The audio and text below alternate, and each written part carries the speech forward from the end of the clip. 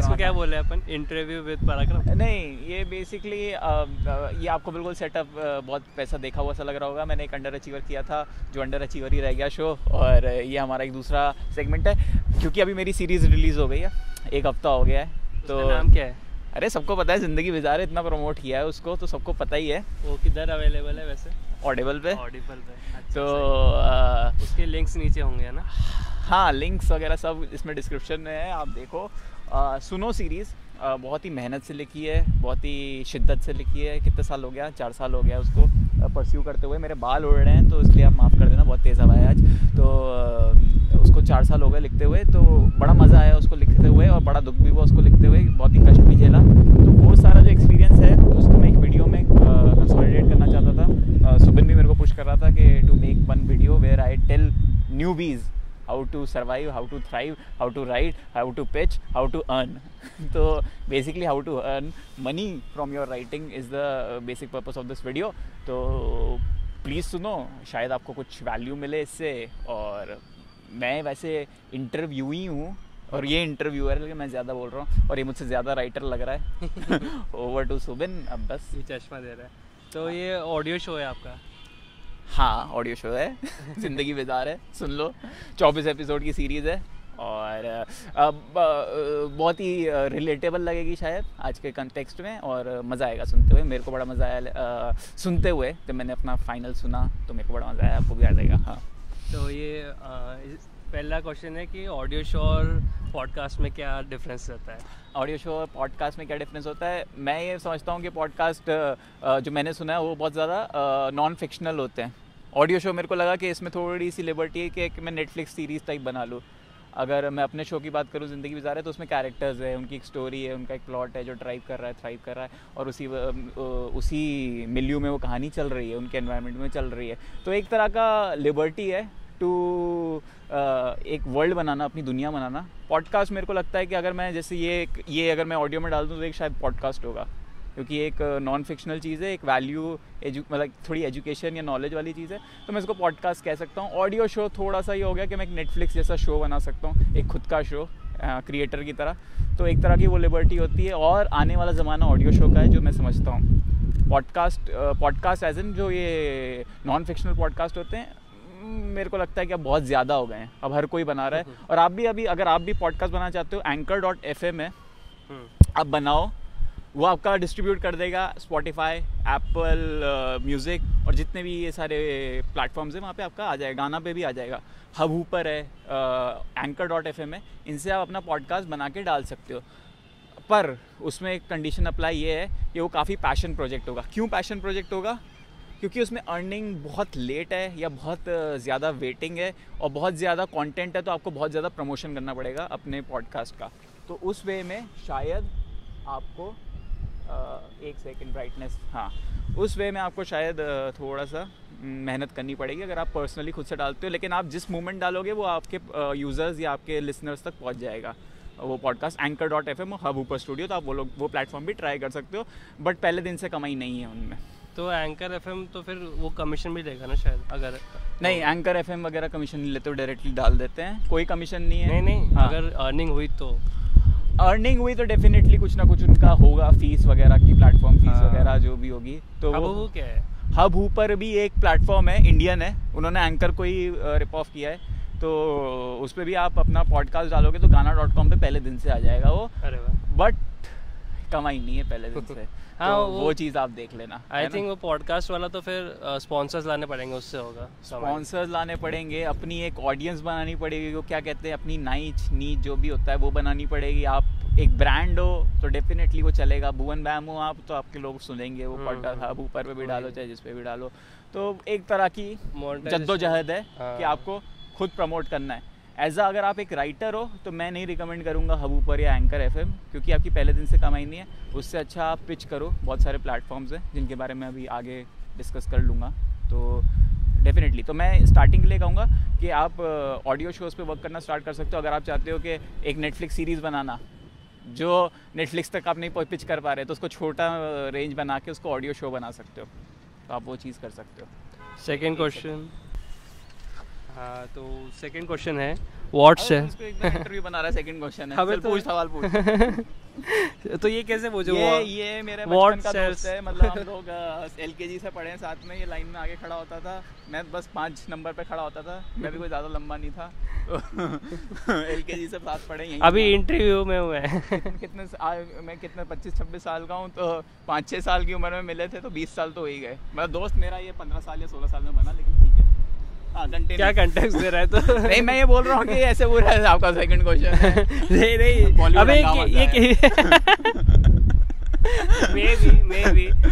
बॉलीवुड हंगामा please hire me. अबे नहीं तो ये कैसे पूछ रहे हो? व्हाट सेल्स इन द, वही तो क्वेश्चन तो पूछना पड़ेगा ना। हाँ पूछ, जो भी पूछ। व्हाट सेल्स इन पॉडकास्ट और ऑडियो शो राइटिंग? ये तू मुझे बता रहा है, पूछ रहा है? क्या बिकता है साहब? अच्छा ठीक है, तो क्या बिकता है पॉडकास्ट या ऑडियो शो में? मेरे को अभी लगता है जैसे अभी जो प्लेटफॉर्म है, अगर आप देखो तो ऑडिबल है सबसे बड़ा प्लेटफॉर्म। सेकंड प्लेटफॉर्म मैं कह सकता हूँ स्टोरी टेल है। ये सब प्लेटफॉर्म है, इन पे जो कंटेंट चल रहा है, मैं जो देखता हूँ, रोमांस बहुत चलता है, फिक्शन चलता है, लेकिन साथ ही साथ जो नॉन फिक्शन कंटेंट है, जैसे विक्रम बेताल जैसा शो भी ऑडिबल का एक हिट शो है, या जो माइथोलॉजिकल भी हैं वो भी चल रहे हैं। सबसे पॉपुलर जो यूएस का ऑडिबल का शो है वो सैंडमैन है, जिन्होंने माइथोलॉजिकल और एक कॉमिक बुक को लेकर उन्होंने मिक्स किया है।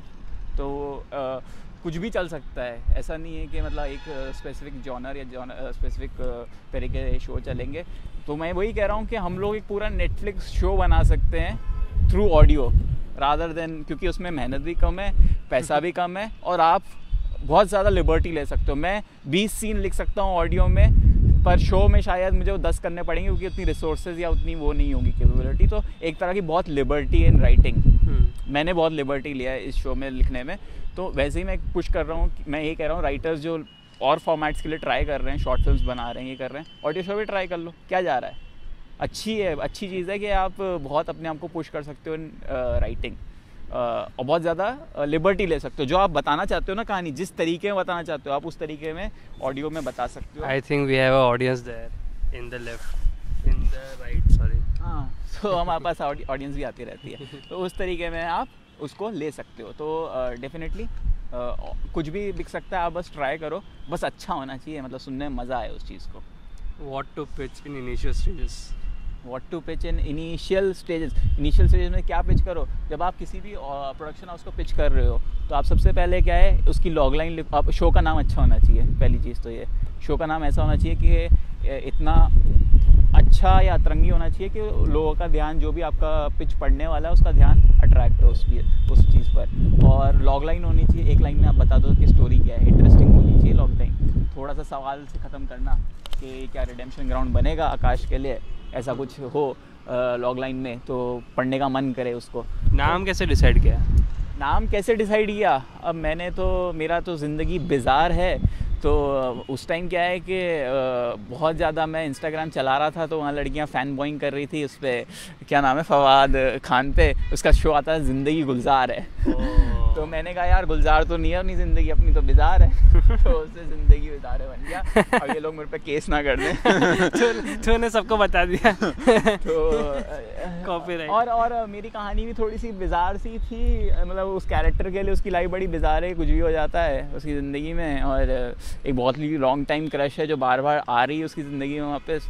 तो एक तरह का बिज़ार लेकिन रियलिटी से एक्सपीरियंस था, तो ठीक है। मतलब ज़िंदगी के बारे में बहुत कहा गया ना, life is strange, life is this, life is that, तो मैंने कहा अब ज़िंदगी बिज़ार भी हो सकती है थोड़ी, तो इस वे में उसको बिज़ार है। इसलिए अब मेरे को लगता है नाम भी लोगों को उनको अट्रैक्ट किया, जहाँ पे मैंने पिच किया ऑडिबल, जो भी मेरे प्रोड्यूसर थे उनको अच्छा लगा, यार अतरंगी सा नाम है, और उन्होंने सुन लिया। मेरे केस में मैंने पायलट बनाया था एक खुद की आवाज़ में, और उसको पिच किया था, तो मेरे लिए वो चीज़ वर्क कर गई। आपके लिए क्या वर्क करेगा? मैं ये कहूँगा कि अगर आप अच्छे से लॉगलाइन लिखोगे, अच्छे से नाम डिसाइड करोगे, अच्छा सा एक कंसेप्ट नोट बनाओगे कि कैरेक्टर्स क्या हैं, ट्रीटमेंट बताओगे, अपनी टारगेट ऑडियंस बताओगे, ये बताओगे नंबर ऑफ़ एपिसोड कितने मिनट का होगा, कितने वॉइस आर्टिस्ट लगेंगे, इतनी क्लैरिटी अगर आपने अपनी पहला पिच डेक में दे दिया ना अपने प्रोडक्शन हाउस को, तो आपको सीरियस राइटर समझेगा। और सबसे पहली चीज़, जो मैं हर राइटर को बोलूँगा, जो भी चाहे जो भी जिस भी जॉनर में लिख रहा हो, जिस भी मतलब प्रोडक्शन हाउसेस के लिए लिख रहा हो, वो अपने आप को SWA में रजिस्टर करा ले। उससे क्या होगा, जब आप भी कभी भी पिच करो तो अपनी स्क्रिप्ट रजिस्टर करा के पिच करो। SW क्या? स्क्रीन राइटर एसोसिएशन, उसकी वेबसाइट। हाँ, वेबसाइट भी है और एक इंडस्ट्री नॉर्म है कि आप वहाँ पे रजिस्टर्ड राइटर होने चाहिए हो। तो एक तरह का मतलब वो कम्युनिटी है और आपको वहाँ पे अपॉर्चुनिटीज़ भी मिलती है। कम है अपॉर्चुनिटीज़ तो, लेकिन उसमें क्या है कि आप अपना स्क्रिप्ट को रजिस्टर करा सकते हो। अगर मान लीजिए आपकी स्क्रिप्ट कोई चुरा ले तो वो कहते हैं कि हम आपके लिए केस फाइट करेंगे। बस वो उसकी एक फ़ीस लेते हैं रजिस्ट्रेशन की, वो है 3,000 या 3,500 3 साल की। तो मैं कहूँगा कि पहले SWA में रजिस्टर कराना, वहाँ पे अपनी स्क्रिप्ट रजिस्टर कराना और फिर आगे भेजना। मतलब वो लोग एक थप्पा लगा के देंगे, कॉपीराइटेड है मेरे नाम पर, मतलब जो भी राइटर उसको रजिस्टर करा रहा है उसके नाम पे वो कॉपीराइट करके उसको देंगे। तो एक तरह का आप पहले वो रजिस्टर करा के फिर अपनी स्क्रिप्ट प्रोडक्शन हाउस को पिच करना। पहले तो क्वायरी मेल डाल देना प्रोडक्शन हाउस पे कि मैं राइटर हूँ, मुझे ये अपनी स्क्रिप्ट है या अपना ऑडियो शो है, मुझे आपको पिच करना है, क्या क्या भेजूँ या भेज दूँ क्या अपनी पिच डेक। वो कहेंगे मोस्ट प्रॉब्ली 3-4 दिन में रिप्लाई आ जाएगा, नहीं आएगा तो अपडेट मेल डालिए, है या नहीं अपडेट।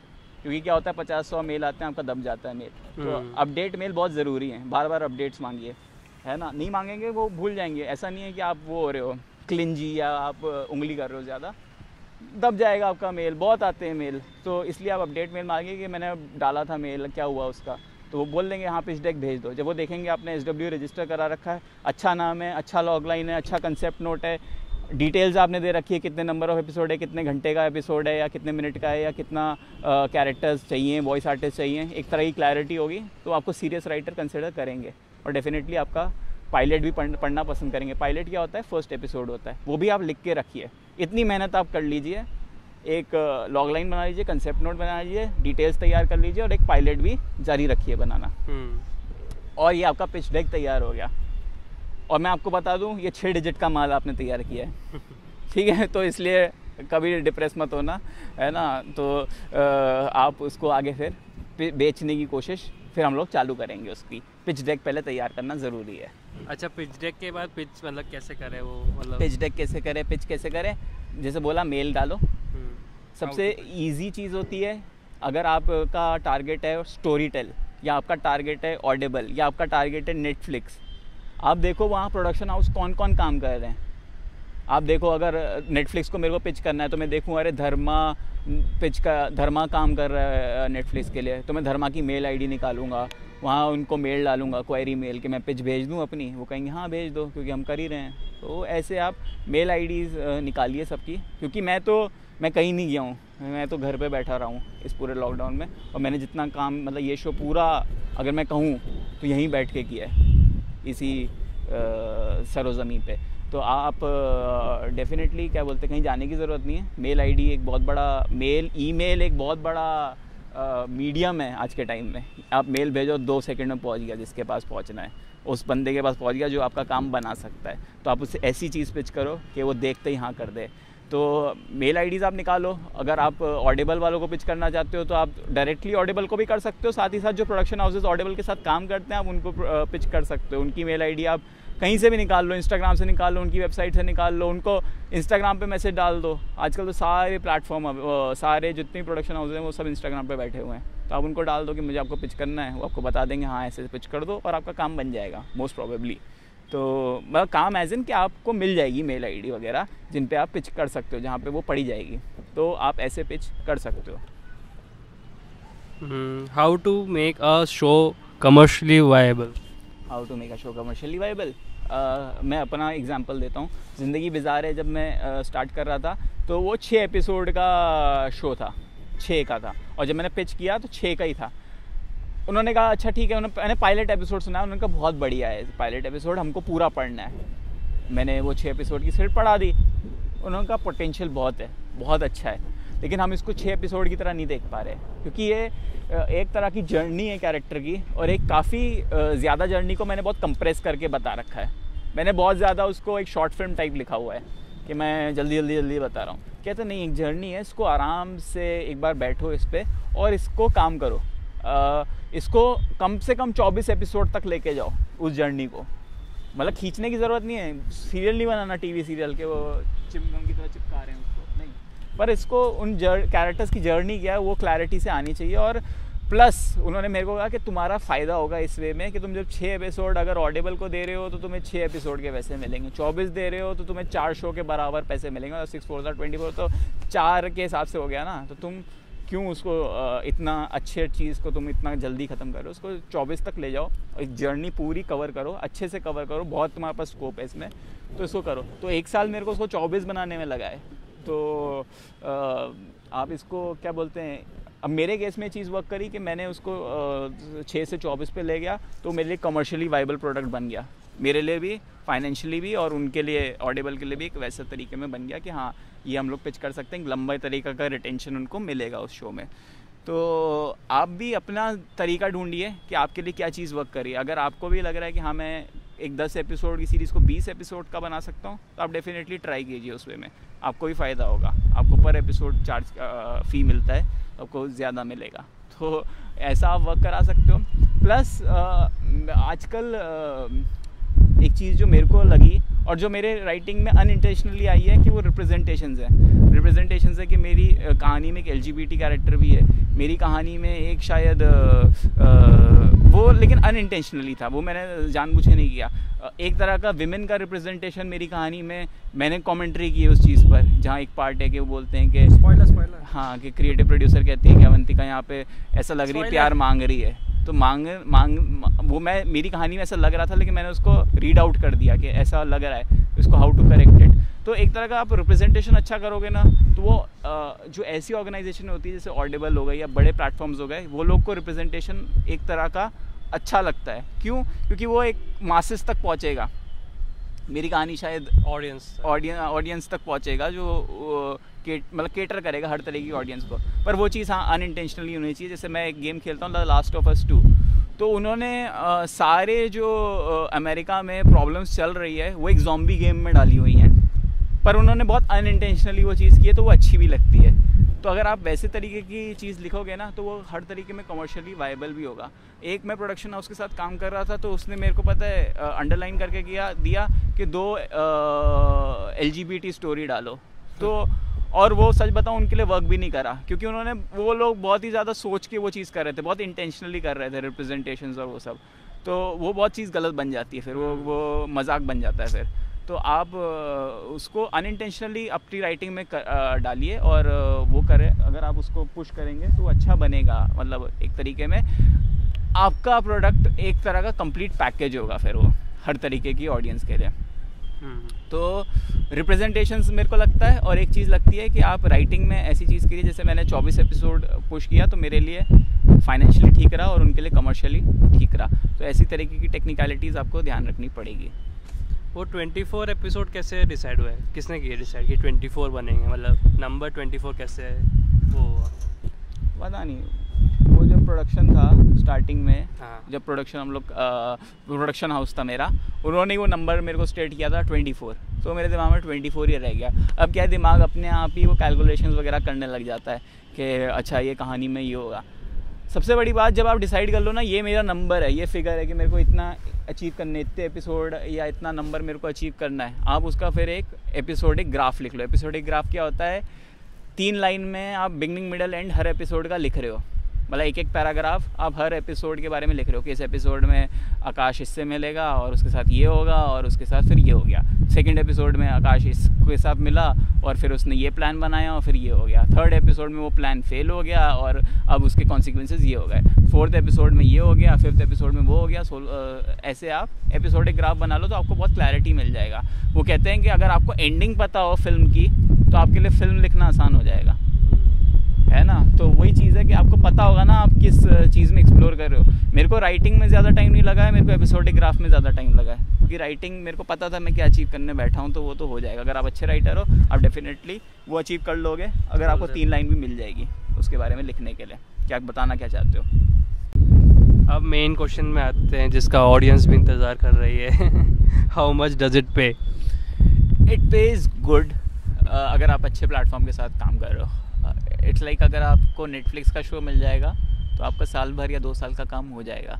तो सेम ऑडियो के साथ भी अगर आपको एक अच्छे प्लेटफॉर्म मिल गया, जो कि अभी शायद ऑडिबल हो सकता है अभी के मार्केट में, तो अगर आपको अच्छा प्लेटफॉर्म मिल जाएगा तो इट पेज डेफिनेटली गुड। बस मैं इतना कह सकता हूँ ना, पर फिर क्वेश्चन क्यों डाला? तो और क्या जानना है? नहीं, but at least how much can we expect from them and how least should we expect? Figures, अगर नंबर्स की बात करें, 24 एपिसोड मान लो, तो अगर लीस्ट कितना होगा और मैक्सिमम कितना मिल सकता है? सी, जब मैंने स्टार्ट आउट किया था तो मैं बिल्कुल नाइव था, आपकी तरह हो सकता हूँ, मतलब आपकी तरह क्या, मतलब मैं नाइव ही था, बिल्कुल ज़ीरो लर्निंग अंडरस्टैंडिंग थी नंबर्स की। आज से 2 साल पहले जब मैं कोई ऐसा ही प्रोजेक्ट परस्यू कर रहा था ऑडियो का, तो मैंने मुझसे पूछा कितने पैसे लोगे, मैंने कहा 6,000 पर एपिसोड। तो कितना टोटल? मैंने कहा 36,000। तो वो लोग भी मेरे मुंह पे हंस दिए थे कि 36,000 में तू अपना यहाँ पे, मैं उस टाइम बॉम्बे में था, तुम अपना रहना खाना निकाल लोगे क्या? तो आप ऐसा कोट कीजिए जो डेफिनेटली आपका एक एपिसोड आपकी एक सैलरी के बराबर होना चाहिए पर मंथ की। टू बी ऑनेस्ट इतना होना चाहिए कि आपकी वो 1 महीने की सैलरी हो एक एपिसोड, क्योंकि आप अपना टाइम इन्वेस्ट कर रहे हो, आप अपना उस पर वैल्यू, अपनी ज़िंदगी की नॉलेज सब इन्वेस्ट कर रहे हो, तो इतना होना चाहिए कि एक एपिसोड आपका 1 महीने का सैलरी हो। अब आप सोच लो आपकी सैलरी कितनी होती है, कम से कम आप जो अभी सैलरी अगर कमा रहे हो कहीं भी ऑर्गेनाइजेशन में, तो कम से कम उसका 3/4 तो होना ही चाहिए एक एपिसोड का वैल्यू। तो आप सोच लो, मैं ये कह सकता हूँ, मैं 24 एपिसोड अगर किया हूँ तो मैं 6 डिजिट में पेड हूँ, ठीक है? आज के टाइम में मेरे को 6 डिजिट पे किया गया है। वो अमाउंट मैं फिगर रिवील नहीं कर सकता, लेकिन अगर आप पर्सनली पूछोगे तो मैं डेफिनेटली आपको बता दूंगा। हाँ, रिवील करना नहीं, बस वो ऐसा है कि अगर कोई जाए आगे, हाँ, तो मैं कहूँगा जो भी आप सैलरी में कमा रहे थे उसका 3/4 तो आपको, आप पूरा मांगिए, आपको 3/4 तो मिलना ही चाहिए।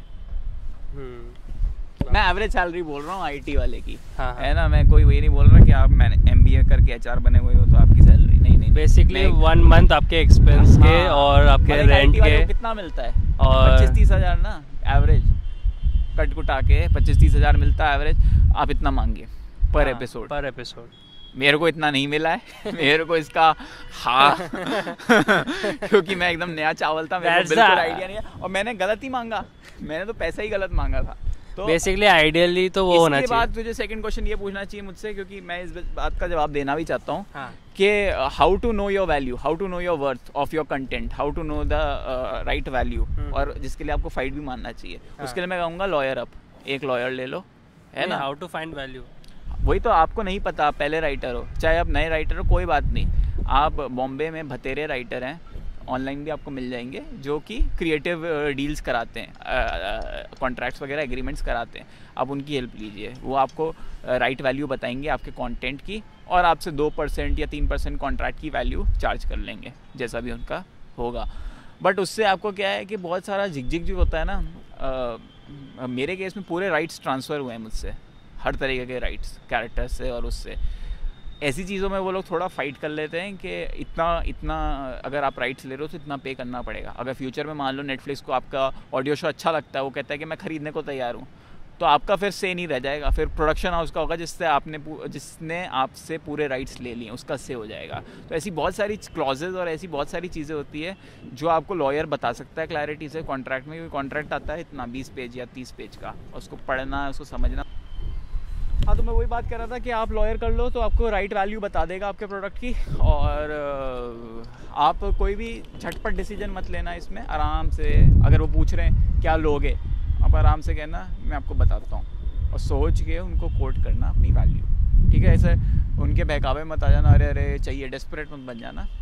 आराम से तसल्ली से सोच के you can tell them. Lawyer से कैसे ढूंढना आपने, मतलब आपने ढूंढा क्या, मतलब कैसे ढूंढे, कोई ढूंढना चाहे तो? देखो, इंसान अपनी मुंह जला के सीखता है चीज़ों को कॉफ़ी पे फूक फूक के पीता है, जब पहली बार मुंह जलता है ना, तो अपना जला क्या मतलब, अपनी ऐसा नहीं कह सकता रिकॉर्डिंग में आप समझ जाओ, एक्सपीरियंस हो। हाँ, तो इसलिए मैं आपको पोस्ट कर रहा हूँ वाई टू टेक। नहीं, बट कोई अगर ढूंढना चाहे तो कैसे ढूंढे, कोई भी नॉर्मल चलेगा? हाँ, मैं कहूँगा कि आप या तो जो राइटर्स ग्रुप है वहाँ पे क्वेरी डाल दीजिए, आप पूछ लीजिए, आप SWA से एक मेल डाल दीजिए कि कोई अच्छा लॉयर बता दीजिए, SWA भी आपकी हेल्प कर देगा उस केस में, अगर आप SWA के मेंबर हो। और बॉम्बे में जैसे मैंने बोला बहुत सारे ऐसे लॉयर हैं जो यही सब में डील करते हैं, राइटिंग कॉन्ट्रैक्ट्स और इनमें, तो वो आपकी डेफिनेटली हेल्प कर सकते हैं। तो मैं स्पेसिफिकली कोई नहीं जानता हूँ, लेकिन अच्छे हैं लॉयर्स। बस हाँ, लॉयर भी आपका अच्छा होना चाहिए, वो चीज़ आप देख लेना। हाँ, तो थोड़ी रिसर्च कर लेना। SWA डेफिनेटली हेल्प करेगा। SWA से आप हेल्प ले सकते हो, स्क्रीन राइटर एसोसिएशन से। SWA इंडियन है क्या? हाँ हाँ, इंडिया की है, बहुत साल पहले राइटर्स ने बनाई थी। तो बॉम्बे की वो एक अच्छी ऑर्गेनाइजेशन है, जो मतलब सब मानते हैं। अच्छी तो क्या, मतलब सब मानते हैं उस ऑर्गेनाइजेशन को, तो आप उसको डेफिनेटली अप्रोच कर सकते हो। और what to keep in mind before signing a contract? वही बात, वही पैसा देख लो अपना। चीज़ें देख लो, कितने राइट्स बिक रहे हैं आपके हाथ से, कितना से चला जाएगा आपकी चीज़ का, वो आप चीज़ देख लो। क्या वो उस वैल्यू के बराबर है जो आपको वैल्यू मिल रही है, और क्या आपकी मेहनत के हिसाब से कॉन्ट्रैक्ट है या नहीं है, क्रेडिट है उसमें आपका, कितना क्या क्रेडिट है वो भी देख लेना, पढ़ लेना। ये हो कि आपका एंड में क्रेडिट ही गायब कर दे, है ना, तो उस चीज़ के लिए आपको डेफिनेटली थोड़ा सा स्टैंड लेना पड़ेगा। आपको कह दिया जाएगा कि तुम तो बड़े प्रोफेशनल हो रहे हो या ये हो रहे हो, आपको प्रोफेशनल होना पड़ेगा टू बी ऑनेस्ट, वरना फ़ायदा उठाने वाले तो सब हैं। तो आप थोड़ा सा समझदारी, थोड़ी सी चालाकी as in not in a bad way but in a good way, आप थोड़ा सा इंटेलिजेंस अपना बना के रखना और आपका काम बन जाएगा। आप डरना नहीं किसी भी चीज़ से, इंटिमिडेट मत होना कि अरे कॉन्ट्रैक्ट चला ना जाए मेरे हाथ से, ऐसा नहीं होता। अगर अब आपको कॉन्ट्रैक्ट दे रहा है तो डेफिनेटली आपके कंटेंट की वैल्यू है, इसीलिए दे रहा है, और आप फाइट कर सकते हो फॉर द राइट वैल्यू। अपनी अंडर वैल्यू मत करना खुद को। आजकल अंडर वैल्यू बहुत सारे राइटर कर देते हैं, फ्री में अपना कंटेंट बेचते हैं, डालते हैं, प्लेटफॉर्म्स को देते हैं। मेरे को बड़ा गलत लगता है वो चीज़, तो वो चीज़ मत करना, अपने आप को अंडर वैल्यू नहीं करना। और वो मालूम कैसे पड़ेगा कि कितनी वैल्यू होनी चाहिए? मान लो राइट्स भी हैं, तो ये सब इसमें सब कैलकुलेशन कैसे करें? लॉयर ही बता सकता है जो इसमें डील करता है। ये नहीं जो आपने वो यहाँ घर के लॉयर उठा लिए, जो बॉम्बे में लॉयर हैं, जो हर रोज़ जो इनमें डील कर रहे हैं, जो इनमें उठ रहे हैं, बैठ रहे हैं, जिनके पास पुराने कॉन्ट्रैक्ट है, जिनको पता है कि पुराने कॉन्ट्रैक्ट, पुराने इतने कॉन्ट्रैक्ट, इतने काम के पैसे कितने मिले, वो आपको सही वैल्यू बता सकते हैं। और जो राइटर्स अच्छी पोजीशंस पे जो काम कर रहे हैं वो आपको बता सकते हैं। अगर आज इरशाद कामिल है और वो एक गाना लिखता होगा किसी फिल्म के लिए, तो कम से कम 6 डिजिट तो चार्ज करता ही होगा ना एक गाने के लिए। तो आप सोच लीजिए, आपका अगर एक 2000-3000 का एपिसोड है वर्ड्स का, तो उसकी वैल्यू कितनी है? बहुत है वैल्यू। देखो, क्रिएटिव माइंड्स की वैल्यू बहुत है। आपका हर एक वर्ड आपका प्रोड्यूस होना है, हर एक वर्ड प्रोड्यूस होना है ऑडियो पे, तो उसकी हर एक वर्ड की वैल्यू है। तो आप थोड़ी समझदारी, थोड़ी सी इंटेलिजेंस, और अगर आप लॉयर ढूंढ सकते हैं तो लॉयर बिल्कुल करिए, चाहे छोटे हों, बड़े हों, राइटर जैसे भी हों। और शो को प्रमोट कैसे करें, और वो मतलब अपने ऑडियंस तक कैसे पहुँचे, उसका कुछ आइडिया है? ये मैं खुद सीख रहा हूँ। हाँ। अभी सुबह से ही 1-2 हफ्ते पहले बात हो रही थी, उसने कहा रील बनाओ।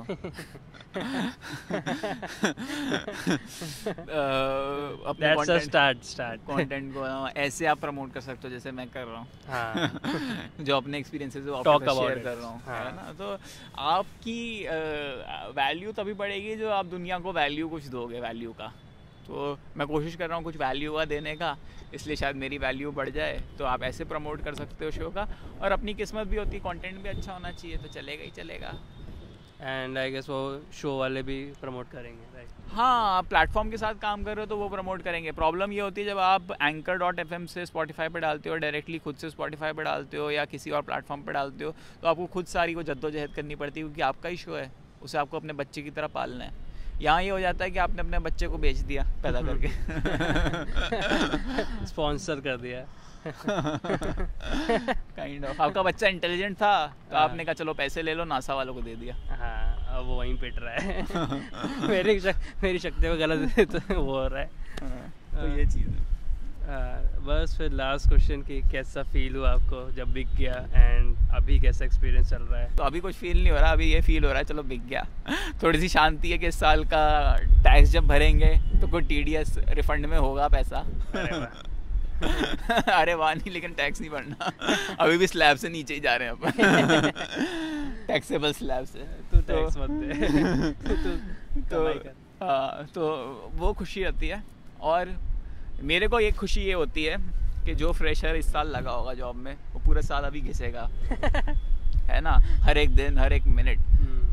और उतना ही काम मैंने घर बैठे अपने टाइम से, अपने सोते खाते, मेरे घर वालों को अभी भी नहीं लगता कि मैंने मेरे घर वालों को अभी भी नहीं लगता कि ऐसा कुछ हो गया है, मतलब इसने कैसे बैठे बैठे कमा लिया। तो सो रहा था पूरे टाइम तक सो रहा था, या PS4 की मैंने प्ले स्टेशन लिया था इस साल, तो मैंने प्ले स्टेशन खेला इस साल। तो कब हुआ कब है ये, उंगलियां चल रही थी। हाँ ये हुआ कब है।